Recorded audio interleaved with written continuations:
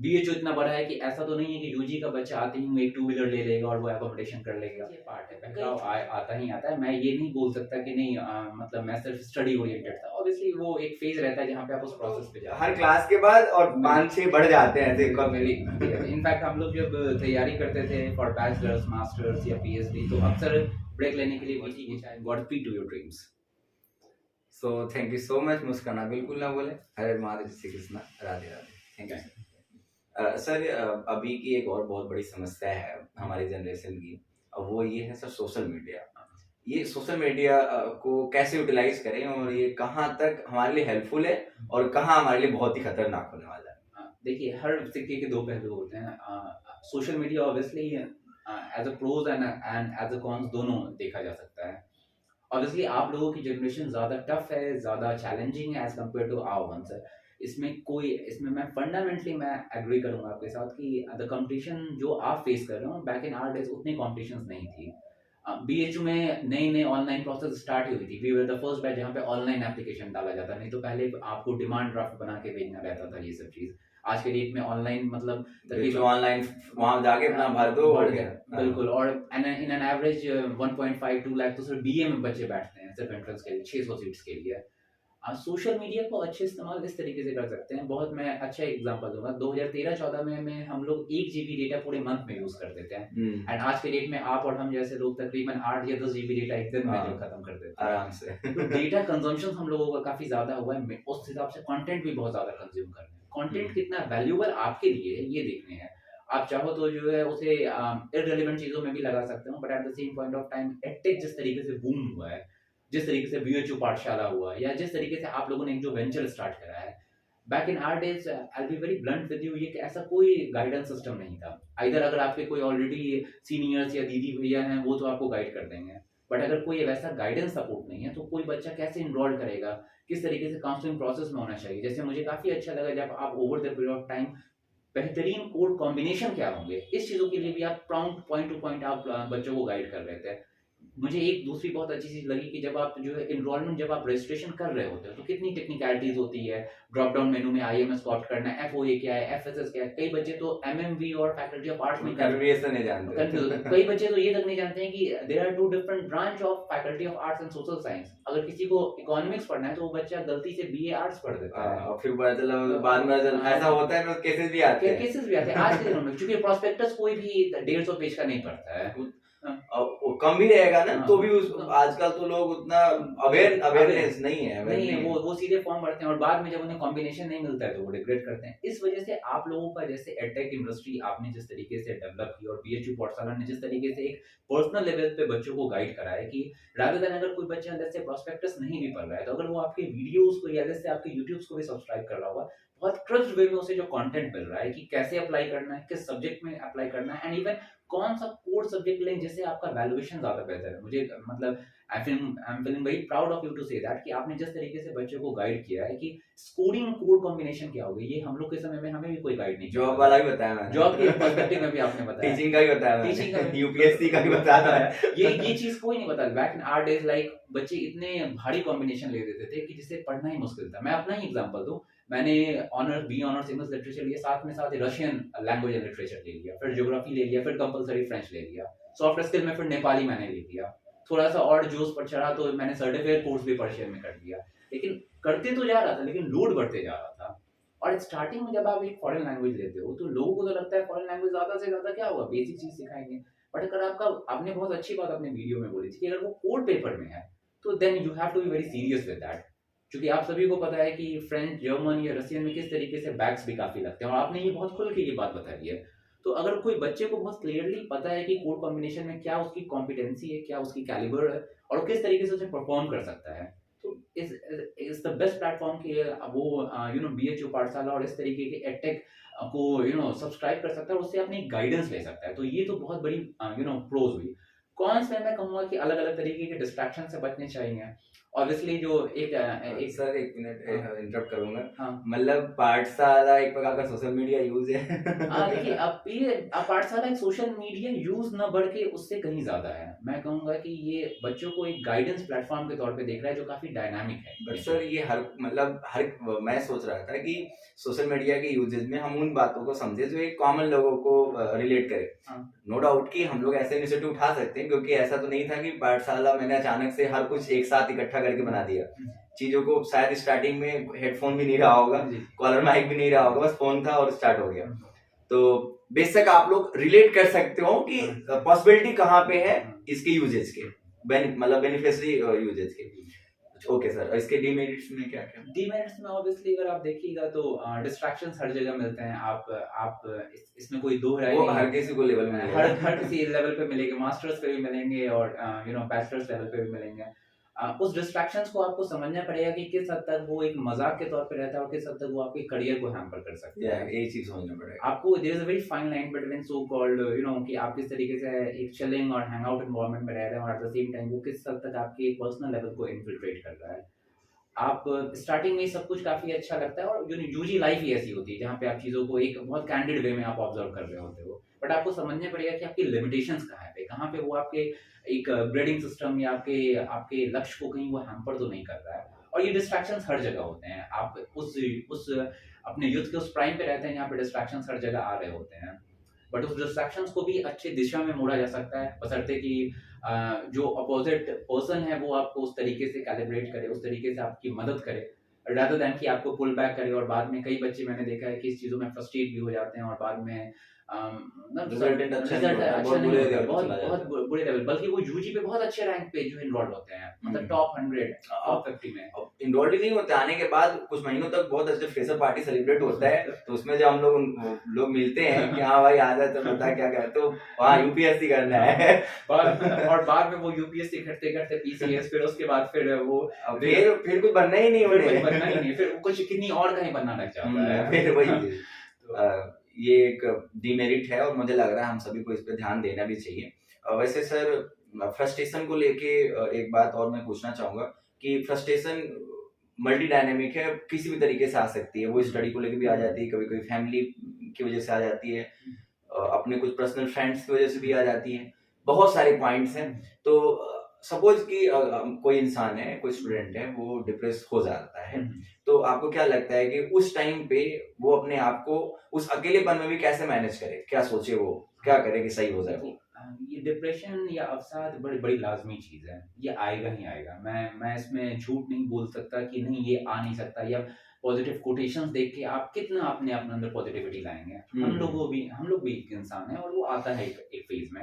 इसे टैकल कैसे किया जाए ये इंपॉर्टेंट है। यहाँ पे आपके दोस्त और आपके मेंटर्स काफी काम आते हैं। कई बार बच्चे क्या होते हैं कि लक्ष्य के प्रति तो बहुत संवेदनशील रहते हैं कि नहीं मुझे पाना है, बट प्रेशर और बीएचओ का वर्कलोड जितना है उसमें वो कहीं ना कहीं उनका मेंटल ब्रेकडाउन हो जाता है। तो ऑब्वियसली उसका एक बैलेंस रखना पड़ेगा। आप दोस्तों के साथ एक लेस से अगर आप वीडियो या एक 80 घाट पे एक शाम पे अगर आप आधे घंटे का समय भी दे रहे हैं, that is more than enough, ताकि आपके माइंड को रिफ्रेश किया जा सके। कई बार आप बड़े पर्सनल लेवल पे भी चीजें ऐसी होती है कि जहाँ पे लोग शेयर नहीं करते हैं चीजों को। बीएचयू में कई बच्चे ऐसे आते हैं जिनकी फाइनेंशियल स्थिति उतनी अच्छी नहीं रहती है, लेकिन बीएचयू ने एक ऐसा एनवायरनमेंट देता है कि वो क्वालिटी एजुकेशन ले सकें। वहाँ पे अपने अच्छे दोस्त बनाएं, अच्छे सीनियर्स के साथ रहें। और सबसे अच्छी चीज़ होती है डायलॉग।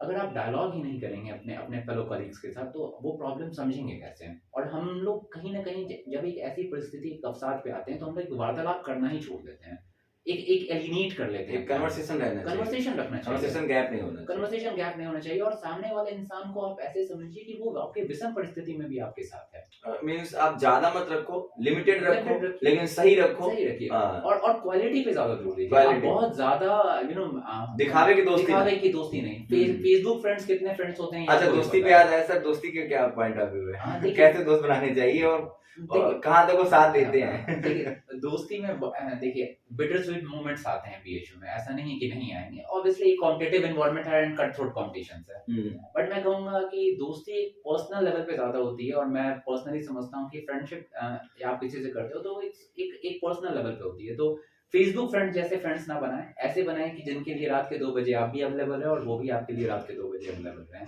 बट हाँ, दोस्त में आपको ऑब्वियसली ये चीज़ ज़रूर देखनी चाहिए कि अगर वो आपके आपके अगर बुरे परिस्थिति में आपके साथ नहीं है, तो आपकी अच्छी परिस्थिति में भी उसे आपके साथ रहने का कोई हक नहीं है। लेकिन अगर over the period of time अगर उसने कंसिस्टेंसी मेंटेन कर रखी है कि आपके साथ वो हर वक़्त, हर मोमेंट पे खड़ा रहा है, then obviously he is the best companion you can ever have. और ये बीएचयू मिलता है, बीएचयू में आपको बेटर एक एक्सपीरियंस भी मिलेगा फ्रेंडशिप में, बट ऑब्वियसली एंड ये नेचुरल है, कट थ्रोट कॉम्पिटिशन है तो आपको मिलेंगे ही मिलेंगे, बट ऐसे नहीं है। And I am very proud to so that कि यहाँ पे जो मेरे दोस्त बने वो आज के डेट में लाइफ टाइम आपके आपके साथ रहेंगे, यूनिवर्सिटी के फ्रेंड ऐसे भी रहते हैं, इसीलिए सोच समझ के दोस्ती करनी सोच समझ चाहिए। के बनाना चाहिए। स्कूल के दिनों में आप रहते हैं, कई के साथ आपसे छूट जाते हैं, बट यूनिवर्सिटी आप एक मैच्योर लेवल पे आ जाते हैं, तो आप लाइफ टाइम आपके वो साथ लाइफ टाइम आपके साथ रहता है। मेरा भी इसमें एक छोटा सा एक्सपीरियंस है। मैं जब काउंसलिंग की लाइन में खड़ा था, तो मुझे नहीं पता था पीछे वाला ही मेरा दोस्त बनेगा। और आज हम काफी अच्छे दोस्त हैं। तो दोस्त कहीं भी मिल जाते हैं, और आपके बिहेव की अकॉर्डिंग वो आपके कितने अच्छे दोस्त बनते हैं। वही आपने बोला कि साथ देने वाली बात, कि अगर आप 2 बजे उनका साथ दे रहे हो तो वो भी आपका साथ दे, और ऐसी ही दोस्ती होनी भी चाहिए। और मुझे लगता है कि दोस्ती यूनिवर्सिटी में होती रहती है तो सोच समझ के करें, क्योंकि वो आपके पूरे लास्ट टाइम तक जाएगा, फैमिली में भी जाएगा, पूरे आपके हर पर्सनल चीजों में भी जाएगा।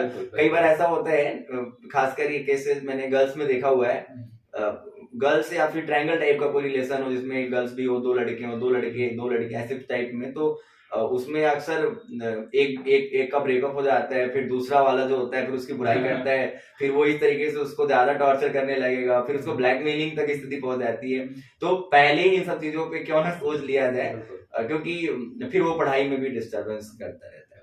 सर, इसी में हम लोग थोड़ा सा पाठशाला पे, अगर मैं चाहूँ तो आप चाहें तो बोल रहे हैं। बिल्कुल बिल्कुल। मैं बीएचयू पाठशाला को काफी दिनों से मैं ऑब्जर्व कर रहा हूँ, and I am very staunch view of BHU पाठशाला। मैंने भी फील किया कि आपने बहुत अच्छे से मैं चाहूंगा सर, आप बिहार से बिलोंग करते हैं, तो पाठशाला बिहार जो है पाठशाला को कैसे देखता है? बिहार में मैं सच कहिए तो मैं बिहार के एक बड़े छोटे से सिटी मुजफ्फरपुर से बिलोंग करता हूँ, एंड चूंकि मैं एज एन एकेडमिशियन मैं जगह जगह जाते रहता हूँ, तो मैंने बिहार में देखा है, बिहार के आप रोहतास, आप पूर्णिया, कटिहार जैसे छोटे अगर आप डिस्ट्रिक्ट्स को भी जाइएगा, वहाँ पे मैंने देखा है कि बीएचयू पाठशाला की जिस तरीके की एक बॉन्डिंग है, जहाँ पे आप बच्चों को ऑन पर्सनल लेवल जिस तरीके से आप गाइड प्रोवाइड कर रहे होते हो एट मिनिमम कॉस्ट, और रादर देन कि आप उस पे एक तरीके की कैपिटल गेन करो, आप एक मोर लाइक अ फिलैंथ्रोपी की तरह आप उनकी एक सहायता कर रहे होते हो। ये एक मास ऑडियंस जनरेट करने में एटलीस्ट इन माय स्टेट काफी हद तक रहा है, क्योंकि मैं ये चीज गर्व के साथ बोल सकता हूँ, रोहतास और पूर्णिया और मधेपुरा जैसे छोटे छोटे छोटे डिस्ट्रिक्ट में भी आपकी स्टॉन्च व्यूअरशिप है। You are like you are place as an ideal, वहाँ पे आप एक हीरो की तरह हैं। आप पटना वुमेन्स कॉलेज में देखिए, वहाँ पे मैंने देखा है कि पटना वुमेन्स कॉलेज में बच्चियाँ बीएचयू पाठशाला पे बहुत मतलब they are very keen observer and subscriber of BHU Pathshala, because वो क्या बीएचयू में किस तरीके की इन्वायरमेंट है, ताकि कल को वो मास्टर्स में आए तो उनको किस किस तरीके के इन्स एंड आउट सिस्टम से समझना है, उसका आप बहुत कैंडिड एक्सपीरियंस देते हैं।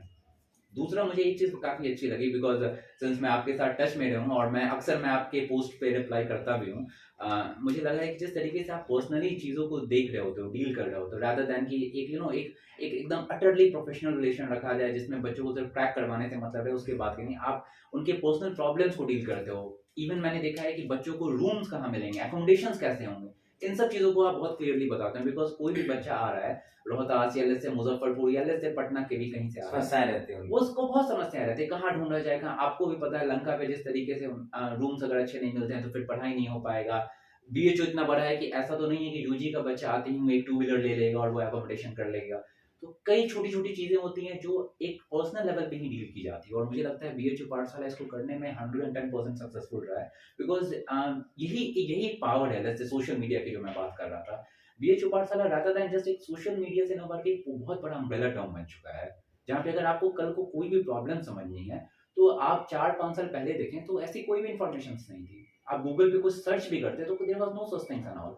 लेकिन आफ्टर 2016 जब एडटेक बूम किया और बीएचयू पाठशाला उसके बाद over the period of time जब आपने 18-19 over the period of time आपने जब इसको इनकलकेट करा, ये एक बहुत अच्छा प्लेटफॉर्म है जहाँ पे जब आप इंस कर रहे हैं बीएचयू में, तो बहुत पर्सनल लेवल पे जिस जिस तरीके की प्रॉब्लम होती है, B it accommodation, B it like the formalities, dossier form, enrolment form, question pattern, अलग अलग तरीके की चीज, अर्न वाइल लर्न पॉलिसी पे भी जिस तरीके से आपने अभी हाल ही में वर्क शुरू किया मैंने। उस चीजों पे, तो ये सब चीज बच। और कई बार मैंने देखा है कि ये मैं बिल्कुल बोल सकता हूँ, कई हम लोग जब जब एज एन स्टूडेंट यहाँ पे थे, तो हम लोगों को 2 साल हम लोगों को बीत गया और कई चीज हम लोगों को समझ में आया कि ये चीज हम लोगों ने ऐसे से नहीं की।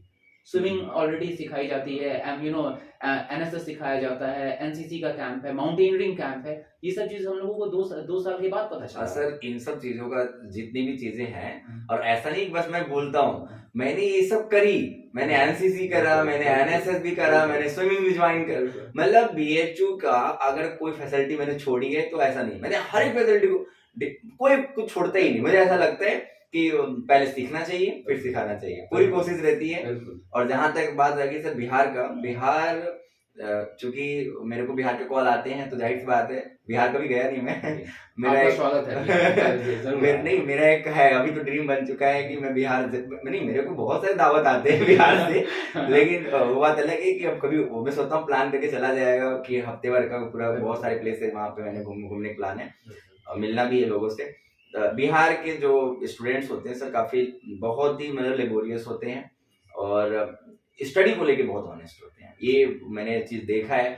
मतलब मुझे ऐसा लगता है ना, बहुत सारे स्टूडेंट्स ऐसे होते होंगे जो अपनी फैमिली बैकग्राउंड को लेके रोते रहते होंगे। बिहार ऐसा नहीं है, बिहार के स्टूडेंट्स इस तरीके से घंटा फर्क नहीं पड़ता है तेरे बैकग्राउंड में क्या चल रहा है, मुझे नहीं समझ में आ रहा है, सर ये बताओ कि बीएचयू कैसा निकलेगा। ये बिहार का एक बहुत अच्छा है। एक फाइटिंग स्पिरिट बिहार में हमेशा से रहा है, और इस चीजों को लेके मैं अपने डोमिसाइल को लेके प्राउड भी फील करता हूँ, बिकॉज हर समय पे अगर आप बिहार की हिस्ट्री देखिएगा तो कहीं ना कहीं हम लोग ऑन द बॉर्डर लाइन या मार्जिनलाइज भी रहे।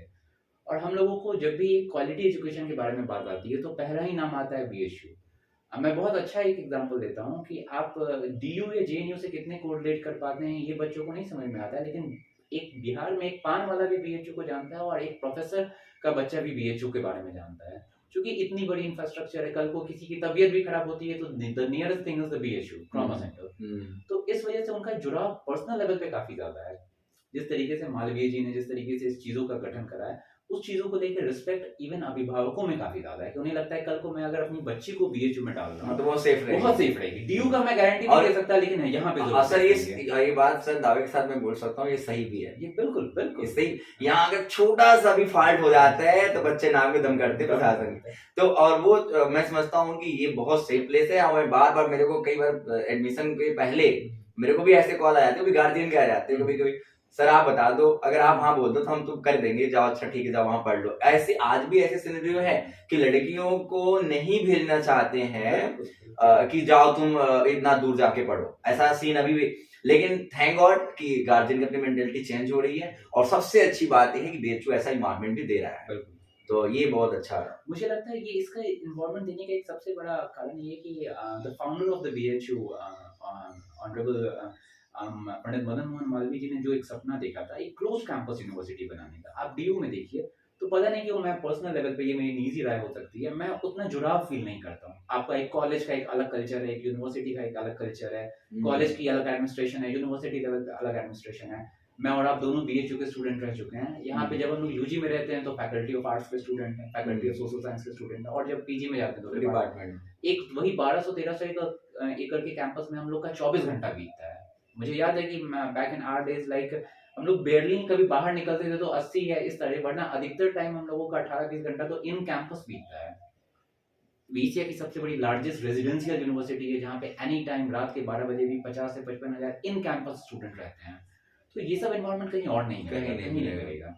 इस वजह से तो BHU is obviously the best. BHU में अगर मैं बाकी यूनिवर्सिटीज में तो एडमिशन लेने के बाद पता चलेगा कि कैसा है, लेकिन जहाँ सुनने में आता है मुझे कि ऐसी यूनिवर्सिटीज एक दो और भी हैं, मतलब पैरेलल नहीं है लेकिन ऐसे क्लोज कैंपस में है जो कि अच्छा खासा परफॉर्म कर रही हैं। बीएचयू की एक खास बात है कि बीएचयू के सीनियर्स की कि मैं देखा हूँ कोऑपरेट करते हैं। बिल्कुल आप भी अभी सीनियर ही हैं, जस्ट कोऑपरेट कर रहे हैं। इस तरीके की मैंने चीज देखी। एक बार ऐसे ही किसी डिपार्टमेंट में मैं मूव कर रहा था तो एक भैया मिले, तो बड़ा सही उन्होंने मेरे को ऐसे आप करके बुलाया, तो खैर वो मेरे को साथ देखते थे वीडियो वगैरह में, तो फिर बाद में मैंने पूछा आप क्या करते हो, तो बोले कि मैं यहाँ पे पीएचडी स्कॉलर। मैं कहा अरे भैया तो मतलब ये है कि कोऑपरेट करते हैं। और आप देखिएगा बीएचयू के सीनियर्स भी एक बहुत अच्छा आपने एक पॉइंट बोला है कि कल्चरल वैल्यूज देखिए कि एक सीनियर्स भी छोटे को आप करके ही बोलता है। हाँ, आप बेशक बोलता है। मैंने ये चीज देखा, खासकर पीएचडी की वजह से हुआ है, स्कॉलर पर्सन जो है, पीजी के भैया लोग हैं, ये लोग मैंने यूजी फर्स्ट ईयर को हम लोग भी आप करके ही संबोधित करते हैं, बिकॉज वो जो एक मिठास है जो आप देखिएगा वो एक पर्सनल लेवल पे होता है। इवन ये इस चीजों पे मैं अपने बिहार के बारे में बोलूंगा, हमारे बिहार में भी 4 या 5 साल के छोटे बच्चे को बोला जाता है आप खाना खा लीजिए, आप ये कर लीजिए। तो वो एक जुड़ाव मुझे ये बीएचयू में मुझे लगा कि मैं अपने घर परिवार से दूर नहीं हूँ, सेम इन्वायरमेंट मुझे यहाँ पे भी देखने को मिला है। Obviously that is the thing that exists here. मैं इस सेशन में एक बात और जोड़ना चाहूंगा कि जो गर्ल्स के लिए इन्वायरमेंट है वो बहुत परफेक्ट है, और आप भी बहुत बहुत सारे पॉइंट्स को बताए हैं। तो इस वीडियो को आप अपने गार्जियन को भी दिखाइएगा, जिससे उन्हें ये पता चल सके कि एक्चुअली हम लोग बहुत नेचुरल टॉक कर रहे हैं। हम लोग डिमेरिट्स भी आपको बहुत सारे बताए हैं, बताते भी रहते हैं, लेकिन कुछ उस तरीके का डिमेरिट है ही नहीं जिसको कि हम बता के आपको डरा दे। बहुत नॉर्मल है सब चीज, जैसा हम लोग देखते हैं पीएचयू उस तरीके से दिखता है। और जनरली यहाँ पे middle upper middle lower class के लोग ज्यादा आते हैं, और हम सब लोग बहुत इजिली इस एनवायरनमेंट में अपने आप को रख सकते हैं और बहुत कुछ सीख सकते हैं। सर एक दो पॉइंट्स हम लोग और डिस्कस करेंगे। आपका कैसा पर्सनल यहाँ पे जब आप थे, तो मतलब आप स्टडी ही बस करते रहते थे या कुछ थोड़ा मोड़ा इधर उधर भी था आपका, चाय पीना, बीटी घूमना, अस्सी घूमना? देखिए ये डिस्ट्रैक्शंस ये पार्ट है, बहकाव आता ही आता है। मैं ये नहीं बोल सकता कि नहीं मतलब मैं सिर्फ स्टडी ओरिएंटेड था। ऑब्वियसली वो एक फेज रहता है जहाँ पे आप उस प्रोसेस पे जा रहे होते हो, आपका एड्रेनलिन इस तरीके से रहता है कि वहाँ पे वो मतलब वार्म ब्लड रहते हैं, आपको हर चीज़ काफ़ी mesmerizing लगती है। तो ऑब्वियसली मेरी भी लाइफ में डिस्ट्रैक्शंस थे, बट सही समय में मुझे सही मेंटरशिप मिली, सही गाइडेंस मिली, सही दोस्त मिले जो मुझे बोले कि नहीं इस रास्ते पे जाओगे then obviously it's the end of the tunnel, वहाँ पे कुछ हो नहीं सकता है। तो मैंने सही समय पे रिट्रैक्ट करा, चीज़ों को समझा, अपने करियर को लेके फिर से एक री स्ट्रैटेजाइज किया कि किस तरीके से मैं कर सकता हूँ। बट अगेन ये भी एक पार्ट है, मैं नीड के बातों से बिल्कुल अग्री करूंगा कि मतलब कई बार आप गलतियां करके भी सीखते हो, जो चीज़ आप दूसरों की गलतियों से नहीं सीख सकते हैं। तो it's part of life, but बस उसमें एनिमिटी नहीं रखनी चाहिए। देखिए मेरे को क्या लगता है ना, एक लेवल तक गलती कर लेना चाहिए।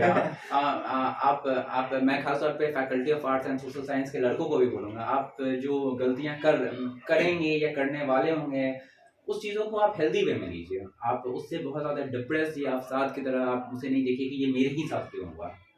कभी भी एक चीज़ मैं बोलूँगा कि इंटाइटलमेंट ट्रैप में मत पड़िए कि नहीं ये मेरे साथ ही ऐसा क्यों हो रहा है। Life is never fair, it never was, it never will be. ये ऐसे ही लाइफ चलती है। लेकिन अब वो भी एक मजा है जब आप जैसे कल को हम सभी नीट बहुत अच्छे से परिचित हैं, जिस तरीके के एमएमबी और आर्ट्स फैकल्टी का एक रास्ता है, या त्रिवेणी का जब आप एक कल्चरल वैल्यूएशंस देखते हैं अलग डिपार्टमेंट के साथ, उसे हेल्दी वे में लीजिए। ठीक है, आप कल को आपको कुछ स्वीट मेमोरीज मिलेंगे तो कुछ बिटर मेमोरीज भी मिलेंगे, बट उससे जितनी जल्दी आप ओवरकम करते हैं, उससे सीखते आप क्या है, ये बहुत मैटर करता है। मैं इसको बड़े ही अच्छे एग्जांपल से बताता हूँ। इस बार पीजी का पेपर जब हो रहा था, तो मेरे बैच में मुझे लग रहा है मेरे 5-6 ऐसे दोस्त होंगे जो ऑलरेडी कहीं ना कहीं अच्छी खासी उनकी फ्रेंडशिप रही है, मतलब गर्लफ्रेंड बॉयफ्रेंड बना रखे थे उन लोगों ने। और अच्छी बात ये है कि जब उन्होंने पीजी का एग्जाम दिया तो ये भी रैंक 1 पे आ रहा है और उधर रैंक 2 पे वो भी आ रही है। तो ये कॉम्बिनेशन देखिए कितना बेहतर है कि मतलब दोनों ने पढ़ाई में चीजों को साथ करें। दोनों जब साथ में गोल ओरिएंटेड रहते हैं तो ज्यादा बेहतर होता है। कई बार खासतौर पे इररिस्पेक्टिव ऑफ द जेंडर, गलतियां कहाँ होती है जब आप एक मतलब अपने दूसरे कंपेनियन के प्रति बहुत ज्यादा डेडिकेट तो हो जाते हैं लेकिन अपने गोल से ही हट जाते हैं, अपना ही भूल जाता है, अपना ही गोल भूल जाते हैं। आप सामने वाले को तो उसके लक्ष्य के प्रति हर दिन आप करते हैं। आप भी बहुत अच्छे से पता है कि खासतौर पे हम लड़के कितनी ज्यादा बहुत जल्दी इस चीजों को लेकर दूसरों के गोल्स के प्रति बहुत ज्यादा मतलब अपना एफर्ट लगाते हैं कि सामने वाला किसी तरीके से आगे निकल जाए। बट हमें ये चीज देखना चाहिए कि दूसरे की मदद आप बिल्कुल करें, आप अपने कंपेनियंस की मदद करें, लेकिन आप अपने गोल से कभी ना हटें। और आपके कंपेनियंस इस तरीके से होने चाहिए कि वो आप दोनों को साथ लेके आगे बढ़ें। थोड़ा सेल्फिश होना चाहिए, थोड़ा सेल्फिश अपने एम को लेकर सेल्फिश होना चाहिए। ठीक है, आप दूसरे को की मदद कर रहे हैं, दूसरे के प्रति आपकी अफेक्शन है, अट्रैक्शन है, फ्लक्चुएशंस है, but at the end of the day अगर आप यहाँ पे क्यों पढ़ रहे हैं, बिकॉज आपने अपने समय में यूजी में उस एग्जाम को क्रैक करा है। कल वो अगर आप एमए क्रैक नहीं कर पाते हैं या एमफिल क्रैक नहीं कर पाते तो ऑब्वियसली आपसे वो अपॉर्चुनिटी छीन ली जाएगी। तो आपको पहला उद्देश्य आपका रहना चाहिए कि कैसे मैं इस यूनिवर्सिटी का हिस्सा बना रहूँगा। देखिए सर, जब हम लोग यूनिवर्सिटी में आते हैं या किसी भी कोर्स में जब जाते हैं, तो मुझे लग रहा है कि हम अकेले भी नहीं आते हैं, हमारे पीछे बहुत सारी उम्मीदें भी होती हैं। बिल्कुल। और हम सबको पता, अब एम तो होता ही है, अगर हम लोग बस अकेले को समझेंगे तो अपना खुद का एक एम होता है सबसे पहले। उसके बाद भी मुझे लगता है कि हर एक स्टूडेंट के पीछे एक बहुत बड़ा जो जिन्होंने पुशअप कर रखा होता है, माँ बाप होते हैं, माता पिता, तो उनके भी जो एक उम्मीदें हैं उस पर तो खरा उतरना है। तो पूरी कोशिश होनी चाहिए कि हम लोग इन सब चीजों को उतने लिमिट तक ही देखा जाए जिससे कि वो डिस्ट्रैक्ट ना हो, वो खत्म ना हो, क्योंकि हम लोग को आगे बहुत जाना है। तो ये चीजें भी हम सभी को ध्यान देनी चाहिए। और फाइनली एक बहुत सिली सा क्वेश्चन है, आप वैसे आप क्या पसंद करते हैं, चाय या कॉफी? ऑब्वियसली मतलब इस चीज़ों में मैं चाय से ज़्यादा ताल्लुक़ रखता हूँ। कॉफ़ी मुझे कभी भी पर्सनल लेवल पे अट्रैक्ट वैसे पीएचयू का चाय ज़्यादा है। चाय ज़्यादा है, वो चाय ही ज़्यादा बनारसी पूरा चाय से चाय वाला। चाय से आप 80 पे काशी कैफ़े जाएँ या हमारे आर्ट्स फैकल्टी के सामने में आप उनका चाय पिएँ ऑब्वियसली, या वीटी की चाय पिएँ, तो ऑब्वियसली वो चाय से ज़्यादा मेरा रिश्ता रहा है। तो कॉफ़ी से मैं पर्सनल लेवल पे रिलेट नहीं कर पाता हूँ। काफ़ी ग्रामीण क्षेत्र से बिलॉन्ग करता हूँ, किसान बैकग्राउंड, किसान फैमिली से बिलॉन्ग करता हूँ, तो मुझे हमेशा से रहा है कि जो ग्रास रूट लेवल पे चाय जो हमें हमें हमेशा से रही है, तो चाय पे काफ़ी बातें हुई हैं, काफ़ी वार्तालाप हुए हैं, काफ़ी चीज़ों से जुड़ाव भी हुआ है, बिखराव भी हुआ है चाय पे। चाय एक ऐसी चीज है जहाँ पे कई बार लोग मिलते भी हैं और बिखर भी जाते हैं। और वहां से दूरी भी होती है, तो चाय बहुत अच्छी चीज है। मैं खुद चाय को बहुत मिस करता हूँ। और अभी ऐसा सिनेरियो बन जाता है कभी कभी कि चाय पिया और बस 4 कदम मूव किया मैं और रोड पे, तो तब से तीसरा आ गया, अरे भाई फिर से चाय पीते हैं, हम क्या चलो आ जाओ फिर से चाय पीते हैं। ये भी नहीं बोल पाता कि मैंने चाय पी रखी है अभी। तो चाय ऐसी चीज है कि फैकल्टी में रहो तो हर क्लास के बाद और 5-6 बढ़ जाते हैं ऐसे कब। इनफैक्ट हम लोग जब तैयारी करते थे फॉर बैचलर्स, मास्टर्स या पीएचडी, तो अक्सर ब्रेक लेने के लिए वीटी की चाय पीजिए आप, और वहाँ पे वीटी की चाय पीते पीते जो एक तरीके से रिजुविनेशन होता था, जो हम लोग जिसे हम लोग बोलते थे कि जो सामने में जो एक तरीके की एनवायरनमेंट रहती थी, अलग अलग तरीके के लोगों से जो देखने को का मौका मिलता था, और ऐसे यंग लड़के ज़्यादा उससे कोरिलेट कर पाएंगे, जो जिस तरीके की एक एनवायरनमेंट रहती थी वीटी पे, तो वो काफ़ी एक कैंडिड एक्सपीरियंस रहता है। तो चाय ऑब्वियसली एक बेटर चीज़ है और मिलना चाहिए। वीटी कभी कभार वीटी पे एक राउंड लगा भी लेना चाहिए कोई। और आप लोग, हमारी पूरी कोशिश रहेगी, आप लोग अगर हमारे साथ चाय पीना चाहें तो जरूर बताइएगा। सर बहुत सारी बातें हुई, अब मुझे लग रहा है कि हम लोग इस सेशन जैसा व्यूज रहेगा, डिमांड रहेगी, तो हम लोग इस सेशन के सेकंड पार्ट भी लाएंगे और पूरी उम्मीद करता हूँ कि आप लोग इसको बहुत कुछ इस सेशन से सीखोगे। और सर आपने देखा कि सर कहाँ से बिलोंग करते हैं और अभी सर एक सक्सेस पर्सन है, तो जाहिर सी बात है कि आप बहुत कुछ सीख सकते हैं इनकी पर्सनैलिटी से। और कितना मेहनत किया होगा पीछे, इन्होंने कितनी सारी चीज़ों को देखा है, तो इन सब चीज़ों से हम लोग को बहुत कुछ सीखना चाहिए और हम लोग सीखने की पूरी कोशिश करेंगे। आपने सर आज जो भी चीज़ें बताई हैं, मैं पूरी कोशिश करूंगा कि अगर मेरे टच में मेरे स्टूडेंट आते हैं तो मैं उनको ये सब बातें पर्सनल तौर पे बता सकूं, भाई यहाँ पे नहीं, ये गलती है, ये सही है, या ये मेरा हमेशा से रहा भी है, मैं करता भी रहता हूँ। चूंकि अब इस सेशन में मैं सोच रहा हूँ थोड़ा सा मैं बताऊं कि मेरी भी जर्नी कैसी रही है। बिल्कुल। तो मैंने देखा है बीएचयू स्टार्टिंग से, वही बचपन से देख रहा हूँ। बस मैंने कल बताया भी था कि बीएचयू मेरे लिए बस पेट्रोल पंप तेल भराने के लिए रहा, बाकी मैं ज़्यादा नहीं देखता था कैंपस कितना बड़ा है। लेकिन फिर मुझे नहीं पता, स्कूल का इन्वायरमेंट था कि इंजीनियर बनना है। अब मुझे नहीं लगा कि मुझे लगता ही नहीं था कि बीएचयू को यूनिवर्सिटी भी है, लेकिन आज मैं बीएचयू में पढ़ता भी हूँ और बीएचयू में पढ़ भी रहा हूँ, पढ़ा भी रहा हूँ। और सबसे अच्छी बात है सर, जब मैं अभी कैंपस ओपन हो गया है, थोड़ा आना जाना होता है, तो इतने सारे लोग मिल जाते हैं, सब लगते हैं ये सब पढ़ाया हुआ है, ये सब पढ़ाया हुआ है, और सब बहुत खुश होते हैं। आपकी फैन फॉलोइंग काफी अच्छी है सर वो तो है। लेकिन मेरे को ये बहुत अच्छा लगता है, जब अभी हाल ही में ऑफिस जाना होगा तो मेरे को, सर मैं आपका स्टूडेंट हूँ सर, मैं आप पे, ये मेरे को बहुत सुकून दिया और मेरे को लगा कि ये मैंने लग रहा है अच्छा काम किया था। तो मैं पूरी कोशिश करूंगा कि आपने आज जो भी चीजें बताई इसको पूरा अच्छे से इम्प्लीमेंट करूँ खुद में और फिर लोगों को समझाऊं।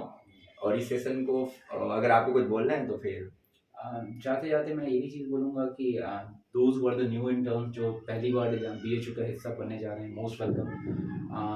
मैं तो रहूँगा ही, साथ नीर और बीएचयू पाठशाला की टीम आपके साथ हमेशा आपके साथ है। और ऑब्वियसली जो एक एनवायरनमेंट मिलेगा, इसे एक पॉजिटिव वे में लीजिए। अपनी चीज़ों को एनालाइज कीजिए, सॉट एनालिसिस हमेशा कीजिए, strength, weakness, opportunity and threat, and over the period of time life is very beautiful. आप बीएचयू को देखिएगा तो बनारस एक ऐसा है जहाँ से आपका मुंह छूटता नहीं है। मैं अपने ज़िंदगी का 8-9 साल मैंने यहाँ पे बिताया और फिर भी लगता है कि एक बार तो कभी आ ही जाना चाहिए।